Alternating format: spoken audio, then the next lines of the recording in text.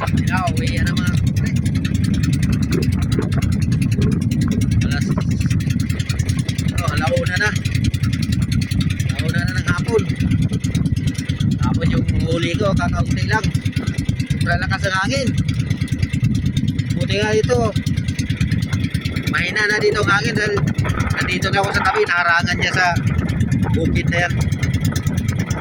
Hindi gaano malakas dito, pero doon sa laot, grabe ang lakas ng hangin doon. Yan lang nahuli ko mga kapugre. Na 3 kilo. Kala ko hindi ako makadagdag na. Buti na, dumaan ako dito. Dito lang ako namusit. Nadagdagan ko rito ng mga 1 kilo siguro mahigit. Nakakaabot na yan ng mga 3 kilo mahigit. Makikita naman ninyo sa ano, sa ibaba. Makikita naman ninyo kung ilang kilo malagay ko. Pauwi na ako mga kapobre.